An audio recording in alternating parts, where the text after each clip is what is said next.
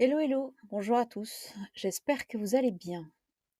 Bienvenue dans cette nouvelle vidéo sur le décryptage de la pleine lune en Gémeaux du 8 décembre 2022, 5h08, heure de Paris. Alors, en pleine lune en Gémeaux, mais avant, évidemment, petit rappel sur l'almanach de Tapsikarma de 2023, séparé en 3 parties. Première partie, numérologie sur les années 7. 2023 sera une année 7, donc c'est très intéressant les années 7. Il y a beaucoup d'analyses à faire, beaucoup de compréhension à faire, beaucoup de recul et voilà, donc bien comprendre, les énergies qui sont, marquées par les années 7, je pense que c'était intéressant, donc j'ai fait pas mal un gros zoom là-dessus. Ensuite, mois par mois, les nouvelles lunes, les pleines lunes avec les éclipses, les planètes rétrogrades et cetera et cetera. Puis dernière partie, un focus, assez important sur, les 3 événements principaux de 2023 qui sont Saturne qui entre en Poisson, Jupiter qui rencontre Chiron en Bélier et Pluton qui passe en Verseau. Voilà, c'est tout pour la parenthèse de l'almanach de Tapsikarma, voilà, de 2023. Donc on intègre tout de suite la pleine lune en Gémeaux. Une pleine lune en Gémeaux, c'est quoi? Alors, bah, tout simplement déjà, une pleine lune en Gémeaux, c'est l'apogée de la lunaison, d'avant, c'est-à-dire une nouvelle lune en Sagittaire. On est d'accord? La nouvelle lune en Sagittaire qu'on a eue, dans la nuit du 23 au 24, novembre dernier. Nouvelle lune en Sagittaire qui donc vient apporter ce cycle Sagittaire donc vers la matérialisation, la concrétisation, l'interrogation sur nos actions et sur notre légitimité. Ici, la pleine lune en Gémeaux, elle vient, comme toutes les pleines lunes, amener une zone d'intensité sur un focus particulier qui se situe donc en face des thèmes de la nouvelle lune antérieure ou postérieure, enfin, en fonction. Et ici, donc, on vient donc mettre le doigt sur quelque chose qui ne va pas. C'est intéressant parce que ici, on va détailler cette pleine lune du 8 décembre, mais une pleine lune en Gémeaux, habituellement, elle va donc taper sur les critères Gémeaux, hein, de ce qu'il y a à mettre en évidence. Donc on va avoir une signification qui peut être, portée sur, tout ce qui va être le relationnel, les états relationnels, les relations. Quelles sont les relations? Comment elles sont on se parle? Comment on interagit les uns avec les autres? D'accord? Qui sont donc, liées, des choses qui vont être liées beaucoup à la parole donnée, à la parole comprise, à la parole, retenue. Donc beaucoup de points d'interrogation et de situations qui peuvent se dérouler avec des malentendus, avec des polémiques, avec, des choses qui auraient dû être tues ou au contraire qui auraient dû être dites. Donc ça, c'est l'interaction de cette lune qui vient en Gémeaux, avec, donc parler de légèreté, parler aussi de relations, d'interaction et puis il y a d'autres thèmes qui sont liés aux Gémeaux, qui sont liés aux jeunes, d'accord? Population donc, qui est liée à Mercure, aux étudiants, qui est liée également à la maison 3, donc aux frères et sœurs, à ceux qui grandissent évidemment avec nous, à l'intellect, à tout ce qui peut être, potentiellement, basé sur des compréhensions intellectuelles, des actions, des écrits également, voilà. Ça, c'est lié donc aux Gémeaux. Alors dans ce qui nous intéresse ici, d'accord? C'est un axe, Gémeaux-Sagittaire et donc ce qu'il faut bien comprendre, c'est qu'on est donc à 16° là, entre le soleil et la lune. Mais regardez bien, la conjonction lune-Mars rétrograde qui nous intéresse en ce moment et jusqu'à mi-janvier 2023 pour, ce Mars qui est en rétrogradation, eh bien, elle se fait au degré pile. Donc c'est quand même, enfin, je veux dire, une pleine lune, enfin, on est, à la minute près, hein et donc à la minute près, eh bien, on se rencontre sur Mars. Donc il y a quelque chose qui vient déjà appeler un petit peu notre attention, notre point de vigilance. Ici, on est en train de nous dire que Lune Mars, c'est très important. Alors Lune Mars en Gémeaux, qu'est-ce que ça veut dire? Et en plus en maison 8, avec un ascendant Scorpion, donc où Mars est exalté. Qu'est-ce qu'il y a à dire là-dedans? Eh bien, c'est évidemment une lune inflammatoire. L'association de Mars et de la Lune, c'est la signification, c'est les abcès, c'est les choses comme ça. Alors en Gémeaux, on peut imaginer qu'on a un abcès de parole, un abcès de quelque chose qui est donc, une inflammation de la parole. Donc à un moment donné, on peut avoir une situation où quelque chose est dit et ça part en sucette, ça monte la mayonnaise à toute vitesse et on peut avoir une énorme polémique, quelque chose qui gonfle et qui gonfle sur un incident, d'accord? Donc ici, on a, évidemment entre la maison 8 et la maison 2, où il y a ce soleil, on a un problème donc, de mots qui sont exprimés par rapport à une situation, par rapport à une action peut-être du soleil en Sagittaire, OK? Soleil en Sagittaire qui est gouverné donc rappelons-nous par Jupiter qui est encore en conjonction à Neptune, donc qui est redevenu rétrograde mais qui est encore en Poisson. Donc, heu, c'est avec cette maison 2 la problématique qui enfle, il est entre la maison 2 et la maison 8, c'est sur ce qu'on a, sur ce dont on dispose, sur nos ressources, ce qui est complètement en train de s'évaporer en maison 8, ce qui est en train d'être transformé. D'accord? Ici, on nous pousse à la révolte avec un Mars Lune en maison 8. D'accord? Il y a une espèce de foule qui commence à parler, qui commence à se mettre en parole et qui commence à complètement dégénérer. D'autant qu'il y a ce trigone avec, Saturne, qui est, en Verseau, qui peut donc induire quelque chose qui peut être lié aux réseaux sociaux, aux construction de quelque chose de nouveau. Donc ici, cette révolte, elle va, inscrire une espèce de nouvelle désobéissance. D'accord? Le problème, c'est le Mars rétrograde. Mars rétrograde, il n'a pas le droit à la violence, je vous le rappelle. Il a le droit à avoir des réactions qui sont plutôt introverties, qui sont plutôt, heu, réfléchies. Et donc ici, on vient nous dire: «Bah, il y a un problème en fait. Il y a un problème dans l'action, il y a un problème dans la réaction». D'accord? Est-ce que, là, il y a une violence qui pose question et qui donc, doit être, cadrée et doit être, interrogée? Il y a un test collectif qui semble être posé là-dessus, d'accord? Puisque, on a une conjonction Mars-Lune en Gémeaux, que, le Gémeaux est également, en Vierge, donc planète de Mercure et que Mercure, ici, il est en Capricorne, donc on retrouve Saturne qui est ici. Donc ça questionne bien sur nos ressources, ça questionne bien sur les possibilités, ça questionne bien sur ce qui est transformé dans la vie de tout le monde, hein, dans les familles avec Saturne en maison 4, d'accord? Hem, il se peut aussi que ça soit une nouvelle qui soit désastreuse, d'accord? Une nouvelle qui soit désastreuse, on a bien une idée, Pluton est en fin de Capricorne en maison 3, maison gouvernée également par Mercure en Capricorne.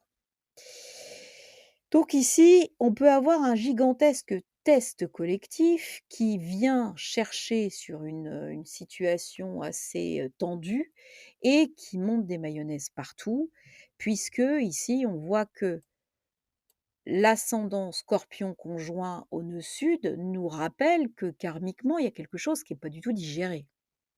D'accord?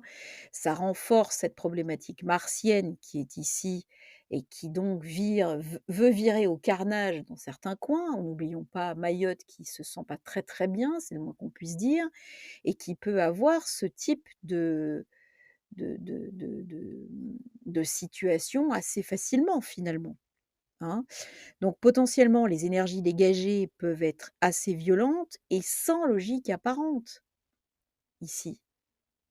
avec un Mercure qui dirige aussi la maison 11, d'accord?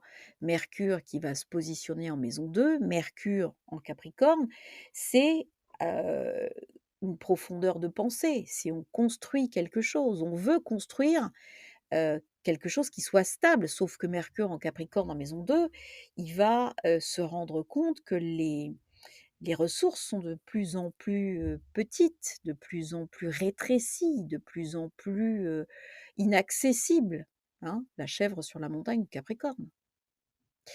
Donc on a quelque chose de difficile dans cette, pleine lune, quelque chose qui est extrêmement intense, qui va, être extrêmement une énergie, extrêmement énervante pour tout le monde, je préfère vous prévenir, et qui tend à virer au carnage, hein, qui tend à virer au passage à l'acte non justifié, non réfléchi, non ressenti, non compris.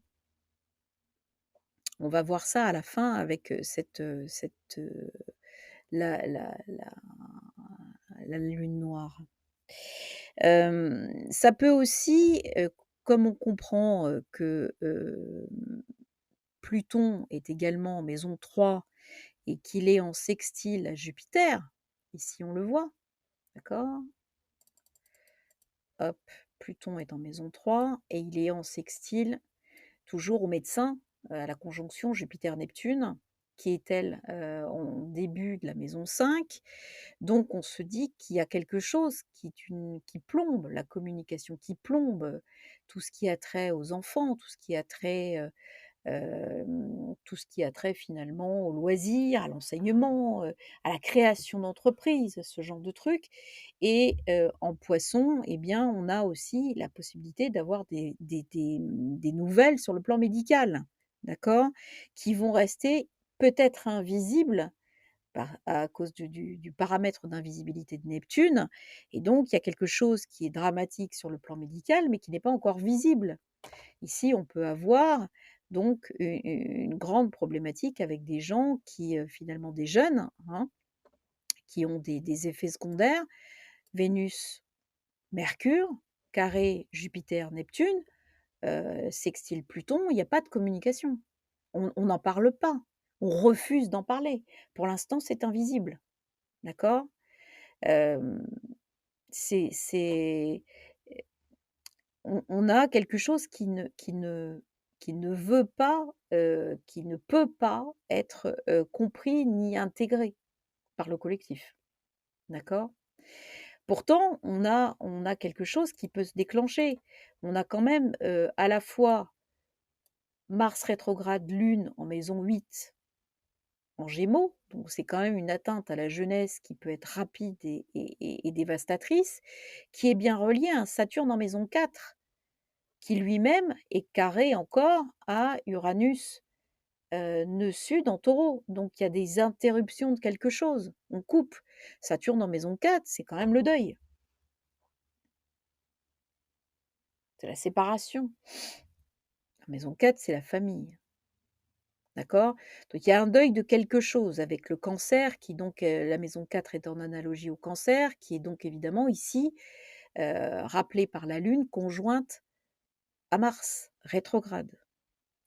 Donc on a quelque chose dans cette énergie, quelque chose évidemment d'extrêmement difficile, d'austère, d'injuste, et qui semble s'abattre sur les familles, les foyers et les personnes âgées aussi avec Saturne. D'accord? Quelque chose qui est donc un petit peu difficile. Les maîtres de les gouvernants de cette lunaison sont d'un côté Jupiter et de l'autre côté Mercure. On a vu Jupiter, il est ici, Mercure, il est en Capricorne. D'accord? Donc ce Capricorne, il nous rappelle là d'où on vient, Saturne, en maison 4, et Mercure est conjoint à Vénus, donc on a bien également le Saturne dans cette conjonction Vénus Mercure, on a à un autre niveau, en caisse de résonance si vous voulez, l'aspect Saturne-Uranus en carré. avec une Vénus en Sagittaire et un Mercure en Capricorne. Vénus est bien maîtresse du Taureau et ici, elle est gouvernée par Jupiter. D'accord? Donc Jupiter est bien au carré en plus à tout ça. Donc il y a une espèce de caisse de résonance à différents niveaux qui font que, bah, on peut voir qu'on est un peu cerné par différentes énergies qui poussent finalement à ce qu'il y ait une espèce d'ouverture de la conscience de certains par des événements, qu'on ne peut pas faire autrement que de constater. Même si les liens sont pas encore faits, vous voyez? Pluton, il est quand même en maison 3, donc il empêche de faire avec, le sextile à Neptune. Ça reste confus, en fait, dans l'esprit des gens, OK? Ça reste, sur un autre niveau, parce qu'on voit bien qu'on a des choses qui s'entrechoquent à différents niveaux, d'accord? On voit bien que donc, Vénus, Mercure en maison 2, on rebascule sur ce problème de ressources, d'accord? Les jeunes n'ont pas grand-chose, de même que, l'isolement des per on rebascule aussi sur l'isolement des personnes âgées et le traitement infligé, aux personnes âgées qui risquent de prendre un nouveau tournant, durant cette lunaison. Jupiter montre également aussi l'austérité et la misère qui est toujours personnifiée par Neptune, qui s'installe. D'accord? Dans ce domaine du 5, donc ce domaine de l'enseignement, des loisirs, de la vie courante, des enfants, de la création. Il y a quelque chose qui peau de chagrin, d'accord? Qui, qui pour autant l'État refuse, hein, que l'État personnifié par Jupiter, évidemment, noie ça dans une espèce d'énormité, de confusion. Donc voilà, donc c'est très, très, une lunaison très intense à différents niveaux. C'est-à-dire qu'il y en a qui vont ressentir ça sur le concret. Il y en a qui vont ressentir ça bien évidemment, surtout en fonction de leur thème, hein. On est d'accord que les gens qui sont le plus impactés sont les Gémeaux, les Sagittaires, les Vierges et les Poissons, d'accord? Et que, bien évidemment, il y en a d'autres en fonction de leur position planétaire, évidemment dans le thème natal, mais on a également des ressentis énergétiques qui peuvent être à différents niveaux de différents signes, parce qu'ils vont être activés par le Bélier, par exemple, pour Mars, et par le Cancer avec la Lune, puis et Saturne qui est en maison 4. On a des choses qui sont très, les Capricornes aussi avec, Pluton qui va dominer Mercure, qui ça peut donner des choses qui sont très noires ou très contraignantes, en fait, très austères, hein.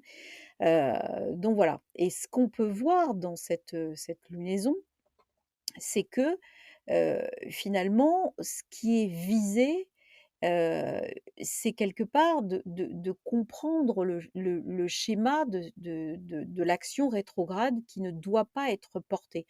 On ne doit pas rentrer finalement dans cette zone de test, puisque c'est une zone de test collective grandeur nature, sur tout un tas de choses. Donc il faut utiliser absolument la conscience des événements et des gens que nous possédons tous à tout un tas de niveaux, pour pouvoir absolument comprendre les situations sous un angle qui va finalement nous rassurer ou nous permettre de traverser des intensités extérieures qui peuvent être dramatiques. OK? Donc on a cette capacité-là également, hein, à refaire la paix intérieure, qui peut, nous être un petit peu, ou même beaucoup bousculé. Il y a quand même cette capacité à construire une paix intérieure entre Saturne, Lune et Mars. D'accord? C'est cette action introvertie avec la Lune qui doit ramener la paix intérieure dans le signe évidemment du Cancer, et c'est pour ça que, je vais tout de suite faire le focus sur ce qui est donc évidemment très instructif avec tout ça, c'est notre lune noire conjoint Pallas qui devient très importante d'un seul coup parce qu'elle va montrer, là on en tourne autour du pot, de ce cancer depuis, le démarrage et nous voici dans, évidemment le cancer qui est habité par la lune noire en mais et la maison 9.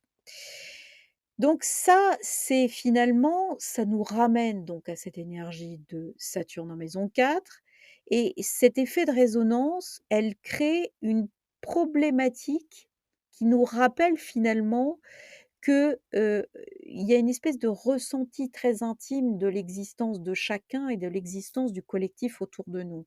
Donc ça, je voudrais insister, dans cette vidéo un petit peu là-dessus. Hem C'est la sens aussi de la conjonction qu'il y a avec Pallas, qui est finalement quelque chose de stratégique à comprendre dans cette lune noire en Cancer.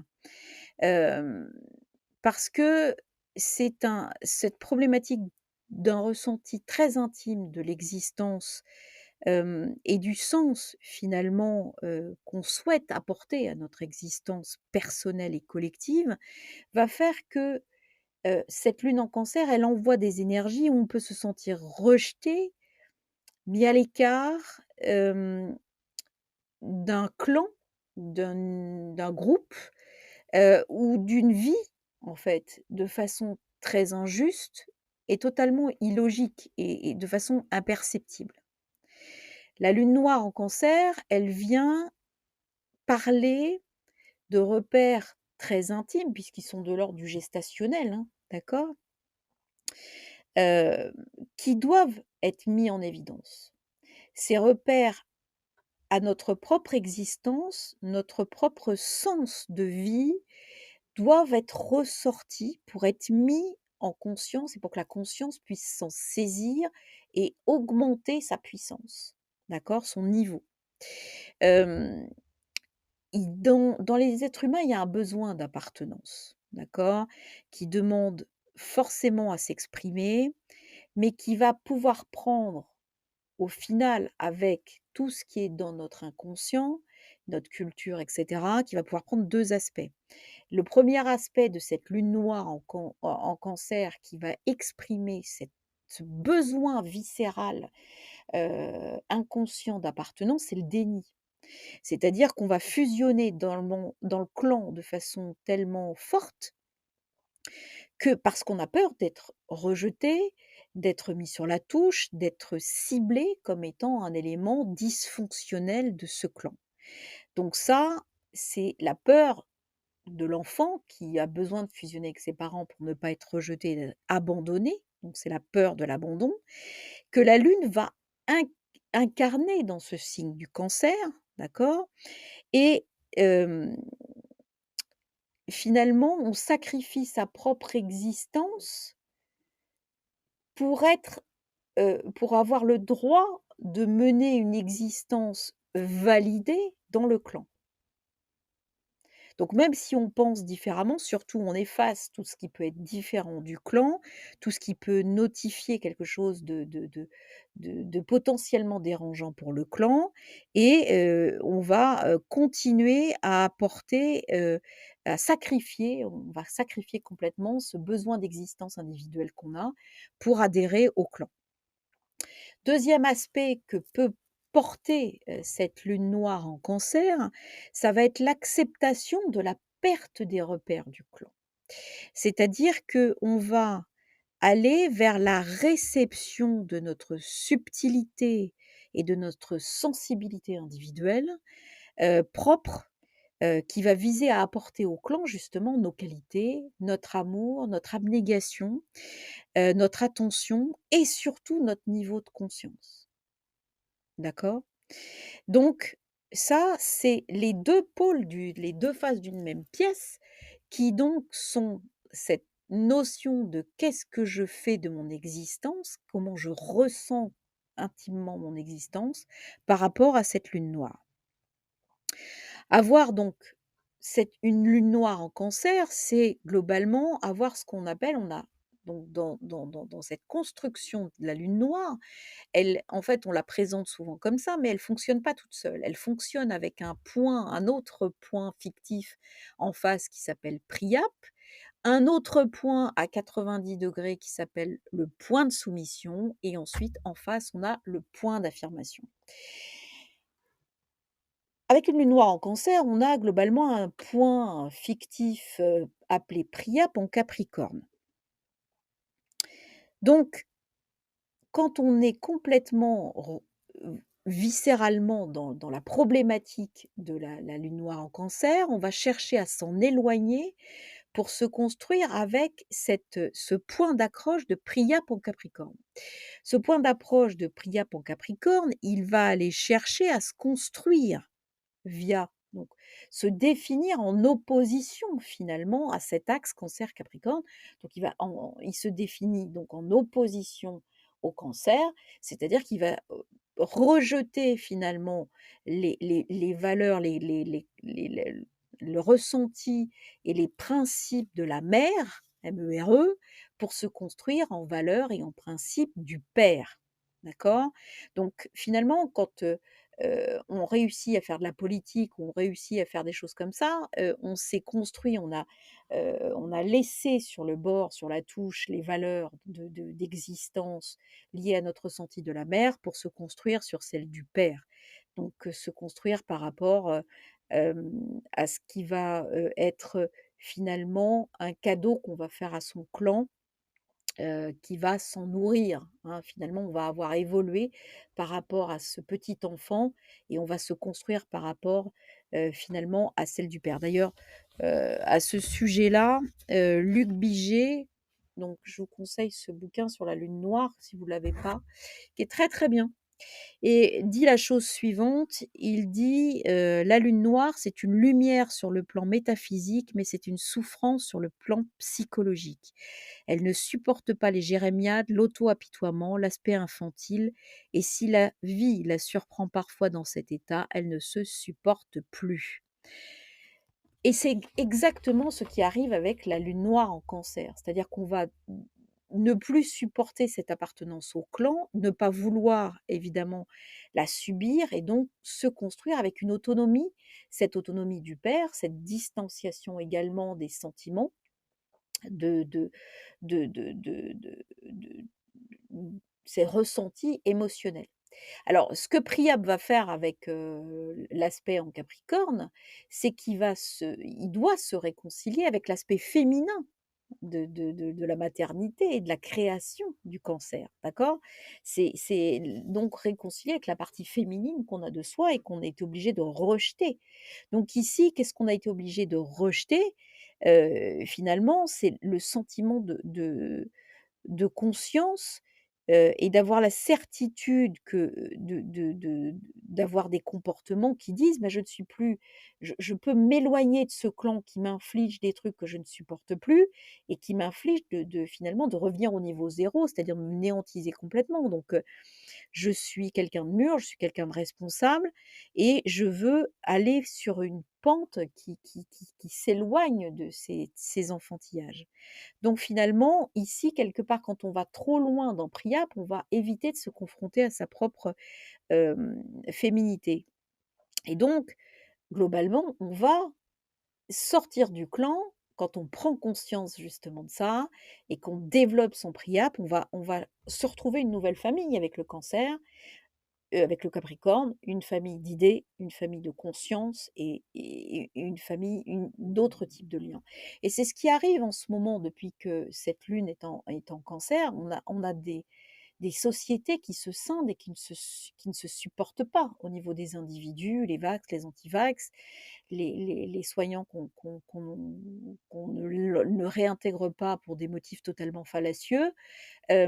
Il y a tout ça, en fait et chacun des 2 clans, s'ils poussent à fond, en fait, entre la lune noire et Priap, ils vont être certains qu'ils ont raison et en fait, ils peuvent pas s'écouter, d'accord? Ils peuvent pas s'entendre parce qu'en fait, le point de soumission qu'on a par rapport à un axe comme ça, il est dans la Balance et le point d'affirmation dans le Bélier. Si vous regardez qu'est-ce qui fait le point de soumission de cette, de la majorité de de société qui est dans cette lune noire en Cancer et dans cette démocratie qu'on vit, eh bien, c'est le point de soumission en balance. C'est-à-dire qu'il faut surtout pas être différent du groupe. Il faut surtout être soumis, gentil, en accord avec l'ordre social, en accord avec le convenable. Donc, évidemment, on veut pas du rejet, on veut pas être rejeté, on veut pas, donc on s'oblige à une convenance, heu surtout pas consciente, parce que le mieux, c'est encore qu'elle soit inconsciente et puis, on va attendre avec cette balance que le groupe s'occupe de nous, qu'il nous assiste, qu'il prenne soin de nous, en fait, sans jamais avoir aucune décision. Au contraire, le point d'affirmation en bélier, lui, il va se révolter. Il va dire: «Non mais moi je peux pas, c'est vraiment je peux plus quoi, je peux plus me les voir, j'ai la conscience qu'il faut que je fasse des choses et j'y vais, je me révolte dans la mais le problème du Bélier, c'est que c'est un signe cardinal. Il va pas avoir l'énergie comme le Capricorne sur le long terme. Il va avoir des énergies de démarrage, il va avoir des énergies de pic, d'à-coups, de coups de gueule, de révolte à un moment donné, mais pas sur le long terme. D'accord? Donc cette lune noire qui est en plus en maison 9, elle va s'attaquer, elle va parler aux croyances institutionnelles. D'accord? C'est-à-dire que ici, il y a quelqu'un avec cette lune noire en Cancer qui tend à vouloir diriger les croyances de tout le monde. C'est moi j'ai la vérité, moi je suis Dieu, je suis la société, je suis la démocratie. Vous devez adhérer à mes croyances parce que c'est la vérité. Et donc après, quand on développe toute cette énergie de lune noire en Cancer, de Priap en Capricorne, eh bien, il y a ceux qui vont se détacher de tout ça, qui vont s'autonomiser avec Priap, qui vont se construire en individus, responsables, mûrs, et qui vont, par contre, avec le Capricorne, challenger sur la durée. Et c'est ça qu'ils n'avaient pas prévu, c'est d'avoir un groupe d'individus qui s'extrait du clan de cette lune noire pour pouvoir se détacher de la mère qui est donc, la mère nourricière, l'état nourricier, pour basculer du point de soumission à l'état de révolte, au point d'affirmation. Donc ça, on est, en plus avec une lune noire en maison 9, on a, et un point de soumission qui est, vous voyez, en maison 12, hein. Donc on est vraiment dans la souffrance la plus absolue et par contre, ce point d'affirmation, il va être en maison 6, donc c'est dans le quotidien qu'on va nous demander de gérer notre affirmation et de pouvoir mettre en place finalement une amélioration constante de ce qu'on est, puisque le point d'amélioration, le point d'affirmation en 6, c'est par notre conscience individuelle, nous allons pouvoir apporter un niveau de conscience supérieur au collectif et surtout en essayant de pouvoir, dans notre quotidien, inclure des niveaux de conscience différents, nous allons rendre service à tout le monde parce que d'un seul coup, ce qui était invisible va devenir visible. Voilà. Ça, c'est juste ça. Ce qui est corroboré par, notre numérologie, je finis par ça, qui est donc le 8-12-2022, donc on a 8 plus 3 plus 6, ce qui nous donne 17. D'accord? Hem et donc 17, c'est l'étoile. L'étoile, le 17 est un nombre particulier. Alors l'étoile, c'est la protection, c'est la réussite retardée aussi, c'est la vérité, c'est la conscience, c'est le cheminement, vraiment tout ce qui va aller vers, une réussite. C'est-à-dire que, par rapport aux énergies qu'on voit dans la lunaison, ça nous indique le fait que, voilà, il y a quelque chose qui est en route maintenant et qui est la vérité qui s'installe. Alors qui s'installe doucement avec l'étoile, mais qui s'installe. Et quand on regarde la signification du chiffre 17, en fait, 17 est placé, donc vous allez rire, entre le 16 et le 18. Donc entre le 16 qui est 4 fois 4, qui est donc symboliquement la personnification du cube, donc de la matière, de la matrice, de la maîtrise de la matière, hein, donc, et le 18 qui est 3 fois 6, 6, 6, 6. Ce 17, c'est une zone de fréquence qui est une zone de fréquence qui ne peut pas être divisée en sous-fréquences. C'est une fréquence monobloc, qui est une fréquence donc qui est souvent utilisée dans l'architecture. Ce nombre est souvent utilisé dans l'architecture pour essayer d'amener quelque chose qui est lié à l'occulte, qui est lié à la sortie de la matrice, justement, à la maîtrise de la matrice, à un niveau entre finalement ce 666 et ce 4, qui va donc pouvoir justement ne pas être attrapé ni par ce niveau de matière, ni par ce niveau d'astral. D'accord? Et c'est ce 17, cette énergie 17, qui donc permet finalement une zone de matérialisation positive. Alors qui doit permettre aussi une zone de matérialisation négative, mais qui permet également, donc 7 plus 1, 8, une transformation des choses. OK? Et leur équilibre. Donc voilà, donc attention, on est dans la vérité, dans la transparence et dans surtout les niveaux de conscience qui doivent finalement faire éclater ces différents niveaux de résonance d'énergie négative qui viennent nous pousser dans nos retranchements. Ici, c'est notre niveau de conscience qui va pouvoir nous permettre de ne pas être dans les boules du flipper qui vont taper partout et qui va nous permettre d'être au-dessus et de voir dans ce monde du 17 justement, cette énergie qui finalement, est traversée par tout ça, mais n'est pas atteinte. OK? Voilà, c'est tout ce que je pense qu'il doit être connu pour, qu'on puisse passer une lunaison intense, mais qui, je pense, avec un peu de recul et un peu de discernement, va nous permettre de passer, de regarder ce qui va se passer et d'avoir encore plus de conscience des choses qui peuvent nous attendre et justement de pouvoir les anticiper encore mieux. Donc je vais vous souhaiter une bonne vigilance, on va tous être vigilants et on va tous pouvoir justement également, avoir, ce niveau de retour sur nos activités. Voilà et surtout projeter quelque chose qui nous sera beaucoup plus favorable rapidement. Je vous embrasse, prenez soin de vous, puis je vous dis à très, très vite pour une prochaine vidéo. Ciao, ciao.